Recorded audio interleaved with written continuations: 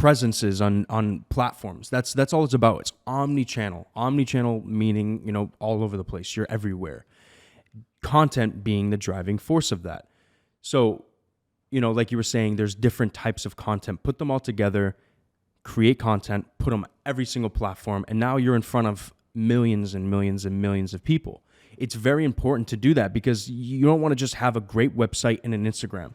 You want to have a great website and Instagram and then all the other supplemental platforms as well to create an omnichannel approach. It doesn't hurt to be on those platforms.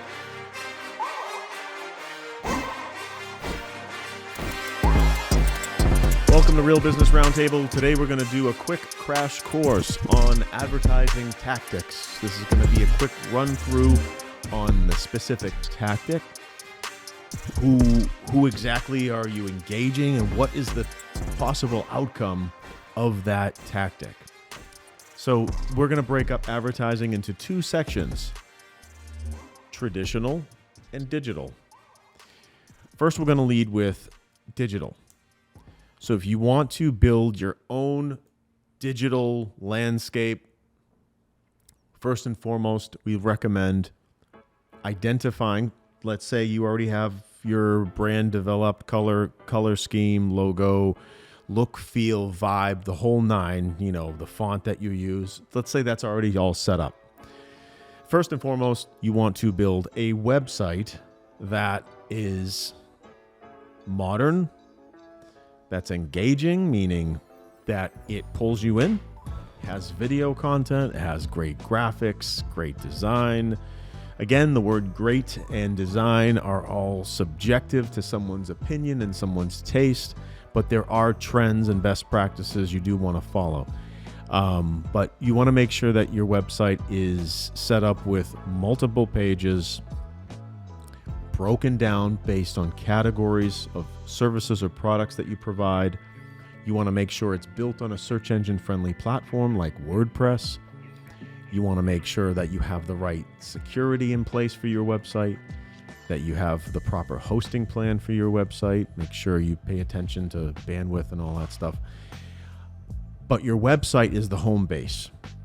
That's the tool that people are drawn to. They have the opportunity to contact you. It is very, very important. So look at that as the central location, the central hub of a proper digital landscape.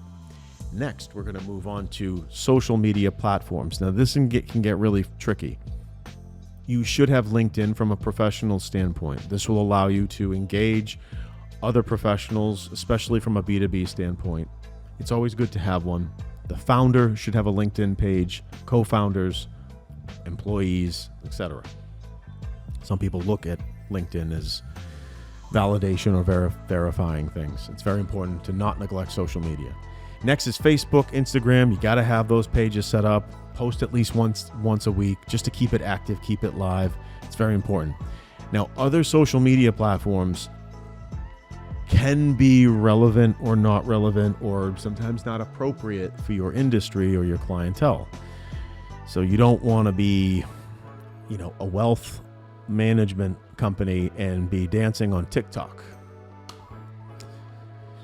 They'll tell you straight where to go. I don't recommend doing that. People like to get stupid on TikTok and act like a fool. I don't recommend that for certain industries.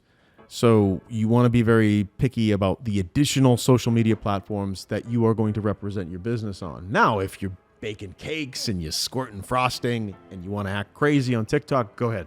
Well, I think that's, that can be, I don't know, that's more of a luxury because you see different trends in people and on these platforms. Like, for example, like you'd probably say that it'd be stupid for like an automotive manufacturer or like someone who isn't necessarily on social media to not be doing that, but it's actually benefited them insanely. Like, what is that? The name? I don't know. There's a couple different brands that are on TikTok that are doing stuff almost mocking these trends, and it is gaining so much attraction. But that shouldn't be part of your omni-channel approach. If that's what we're talking about, it should be a luxury. At what cost? At what cost? Of gaining the attention of millions of people. What do you mean? At what cost? I think that there is collateral damage that I think people don't understand, that if you have a brand that follows a certain direction and has a history behind it, and then you go acting like a fucking idiot on TikTok, yeah, you got a lot of eyeballs on you. Oh, I got a gazillion eyeballs. At what cost to your brand's reputation? Because you're going to have a Well, it's obviously industry specific. You're going to have a group of people that go, this is stupid. Just because 14-year-old kids watch a TikTok video doesn't mean it's a success. Well, does not. I highly disagree. Yeah, I'm 43 years old. But I disagree. I feel like there's collateral damage. You might have a lot of eyeballs, but at what cost? At what cost? So, for example, Ferrari goes all electric. well, why, yeah. For example, let's just say hypothetically, Ferrari went all electric. The collateral damage to the community that loves that brand, I feel is so, it outweighs any type of social, hipness or whatever, trying to fit in or whatever. I feel like that's like extremely damaging. So I feel like when sometimes brands, no, like I said, if you make cupcakes, dude, TikTok all day. But if you're a sophisticated, like let's say you're a wealth management company and you're managing billions of dollars of people's money, and they see you acting a fool on TikTok. I guess it's dude, like, no. Are you talking about just being on the platform, or are you talking about like Acting a fool on the platform. Well, okay, well that's obvious. That is just insane to me. That I just don't agree. Just because something has a lot of eyeballs on it doesn't mean that it's appropriate for you. Yeah. It will be a little bit Obviously. risky, but if you want to go that route, maybe be very careful on your approach. But yeah, I get what you're saying. Yeah. But that's also brand awareness type of stuff. That's like why I said it's a luxury. It's like I'm not even talking about the dances and the stupid stuff. I'm talking about like brands paying like absurd amount of money to be indirectly in someone's video on a 10-second video on TikTok. This follows a similar issue that people had where influencers were getting paid. Depend on influencers. It's horrible. No, the influencers were getting paid based on subscribers or followers, right? All right, they have 1 million followers, 2 million followers. How many of those followers are actually engaging? Well, that's the question. So, like, let's say you get a gazillion views on TikTok. Are those views actually really viable? Like, is it really worth what is this? the risk of you acting like a idiot? What is the CPM on TikTok? I have no idea. But if it's like high, then obviously a marketing team somewhere is like, this is a good idea. Like industry specific. I have to stress. Some industries, it's a fit. Some industries, it's not. I don't want to get too deep into this. This was supposed to be a quick crash course. So you want to pick your social media platforms strategically and carefully. Some are going to be appropriate, some are not. Next strategy or next tactic is your content strategy. Your content strategy is typically broken up into 3 to 4 sections. We have text-based media, graphic-based media, which is like photos and graphics, and then video-based media. We also have audio. So when you take these 3 forms of multimedia content and you spread them across social media, your landing pages, anywhere you can put them, you are catering to different learning styles. Don't just be a one-trick pony and be putting out text content or just video content or just graphics. You want to put out a variety that's going to cater to different learning styles, and people will consume content in different ways. You have people that like to read. You have people that like to watch video. You have people that like to look at infographics and they like to see it all spread out in front of them. What I'm trying to get at is you need to cater to those different audiences. So you need to have a content strategy. Where do we put content? So we put content on our website. We write, let's say, a monthly blog. We integrate a graphic on that blog article. We make a post on Facebook, Instagram, stuff like that. Put a little blurb in there. Also for social media, one last thing for social media is make sure that you research the hashtags. Tell us a little bit of how important that is. I mean, that's that's a valuable approach when it comes to social media. It's just organic traffic. I mean, there's organic strategies everywhere on, for search platforms. It's a very similar situation for, Instagram, Facebook, all those different social platforms. But yeah, content should be the driving force of more campaigns than others. Because there's so many different opportunities, so many different platforms there. So when it comes to like an omni-channel approach, all it really comes down to is making sure that you have that platform, the website mostly being like the base of that platform, and just different accounts and different presences on platforms. That's all it's about. It's omni-channel meaning all over the place. You're everywhere. Content being the driving force of that. So, like you were saying, there's different types of content. Put them all together, create content, put them every single platform, and now you're in front of millions and millions and millions of people. It's very important to do that because you don't want to just have a great website and an Instagram. Yeah. You want to have a great website and Instagram and then all the other supplemental platforms as well to create an omni-channel approach. It doesn't hurt to be on those platforms. And they're, when you're doing an omni-channel, again, it means traditional and digital mixed. That's not just digital. I did want to get into search. Okay. So the next tactic is search engine optimization. I'm gonna keep this real. I was just gonna say we should keep that because we literally just did an episode on. I know. Yeah. So it's in case somebody watches this video and didn't see the other one, but search engine optimization. It is the process of making your website as relevant and as popular as possible around specific keywords that people might type into Google or say into their phone. It's important to make sure that you're visible for specific words that have what's called search volume.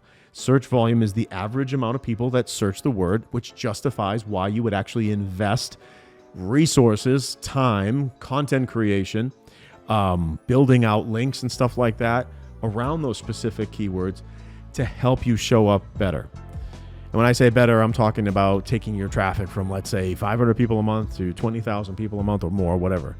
It's very important to invest in your search engine optimization. Now, next, we're going to get into paid media. You can get quick visibility on platforms like Instagram, Facebook, Google, Snapchat, LinkedIn, wherever even TikTok now you can run ads. So you set a budget, let's say $50 a day, and you put it in there. You get your ad created. Make sure you interrupt someone, you inform someone, and you invite someone. Those are the 3 I's when it comes to creating an ad: interrupt, inform, invite. And you run that ad on the platform. Put the budget in, set your audience, and there you go. Now you're running a paid media campaign, whether that's on search or that's social. You can also run pre-roll on YouTube if you have a video made, but it's very important if you want quick results is to run a paid ad campaign. Now on top of that, if you want to get more performance out of your paid ads, you want to access the right data. At what point? Accessing the right data is important if you want better performance from your ads. You don't have to use specific data. You can if you want to. It's not a requirement, but if you want to see a little bit of a reduction in customer acquisition costs and higher quality leads, it's definitely something you want to look into. Another thing that you want to look into is if somebody visits your website, you want them to come back to your website. Say they were on your website and they got distracted. In order to get them to come back, you want to implement what's called retargeting. Retargeting is following someone who has visited your website to get them to come back. Do you ever see like a little ad to the side or whatever?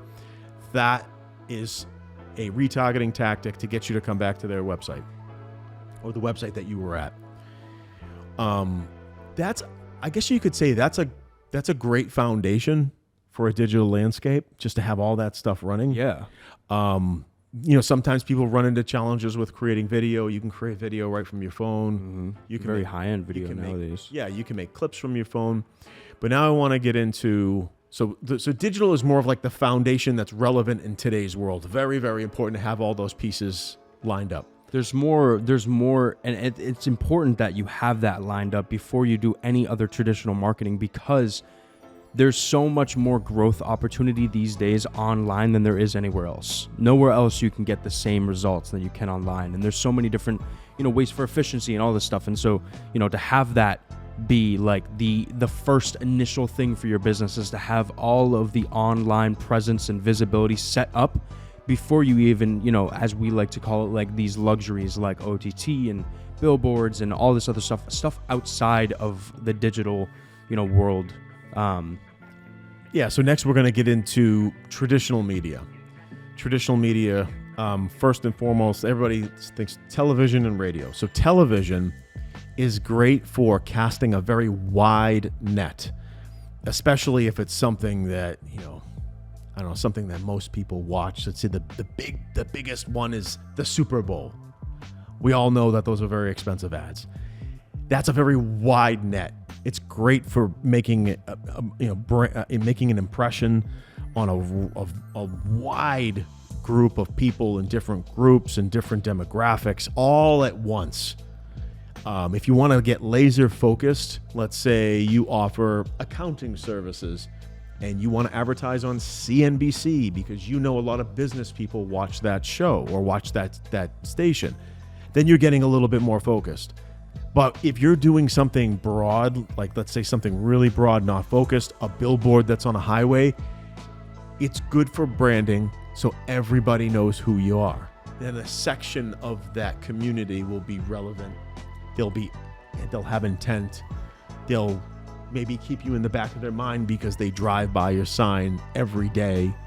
There are benefits to billboards, television, and stuff like that. But you got to remember the channel that you're delivering, say specifically, say a TV advertisement. When you're running that ad on TV, you have to think about, okay, what's the demographic that's watching TV at that time? What show is on? What sports event is on? Does that fit the profile of your typical customer? So you want to keep those things in mind. But the more narrow you get, typically the better results you'll get because you're speaking directly to your target market. Hypothetically, let's just say you sell fishing lures and you run your ad right in the middle of a fishing show. Chances are you're speaking to a good chunk of potential customers that could buy your product. Rather than like running a fishing lure ad, let's say during a baseball game, that ad will probably be much more expensive and you'll have some people that fish in that group versus being very focused. So you got to keep that in mind.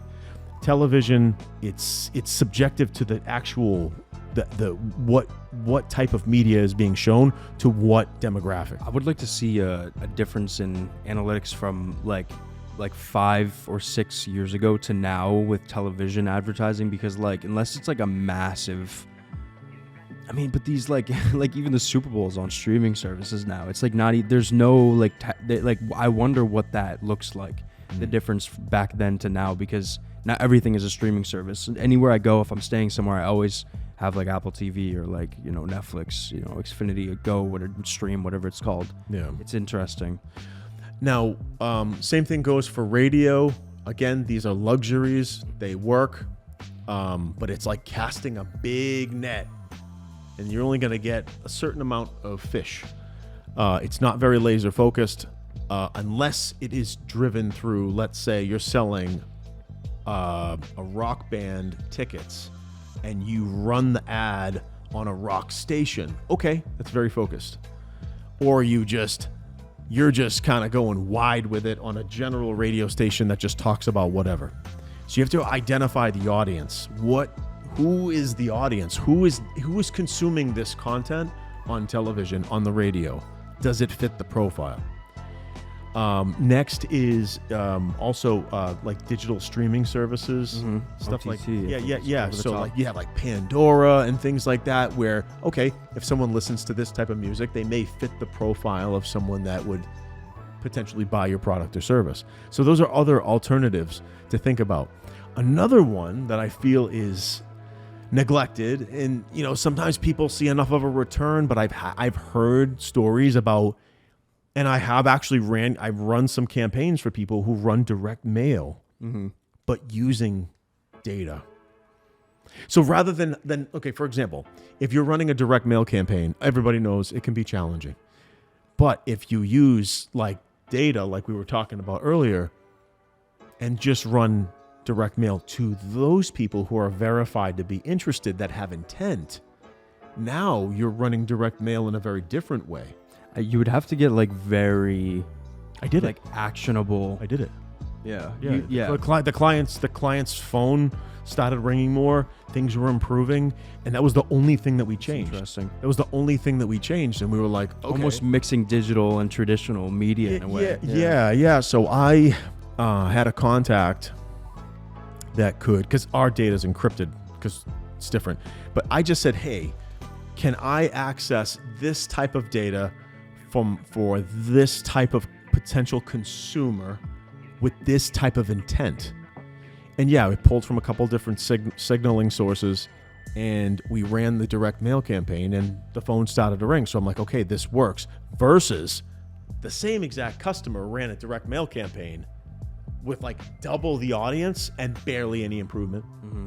Because you're just, why would you send a piece of mail to someone that doesn't have any interest? This was people who had intent. So you have your traditional, so you have your direct mail, radio, billboards, television. Then we can get into like, you know, like crazy things, like putting your banner at a venue, sponsoring an event. Things like that are really cool because it gets your name out there. It almost shows authority in a sense. Yeah. That's like a very luxurious form of advertising, because you're really just, you're showing authority. Yeah. Sponsoring an event, going to trade shows, having a booth, being seen. Those are all forms of advertising and marketing. And then the bare bones one is really just networking and shaking hands and going to networking events and just kind of keeping yourself known, stay top of mind. But that's really, I want to say and advise the audience that if you're going to start advertising and you're looking to promote your business, digital first. It's almost like a tier. Yeah, digital first, then traditional, and then get into the other things out there. Like just digital first, remember that. Build out that digital landscape, keep it running, keep your ads going, and then once you guys are fruitful enough to take the next step, then you get into the traditional media. Yeah, so that's kind of like a breakdown of an omni-channel approach. I know we've talked about, said that word, often. We've talked about having that approach, having that strategy, when it comes to your advertising as a whole. And, we just wanted to come on here to break it down. But I appreciate you coming to join us today. I hope you gained some value. Please like, subscribe, turn on post notifications so you get notified every time we post a new episode. Also, check us out on Instagram, where you can find clips, updates, and more. And we'll catch you next time. Peace out.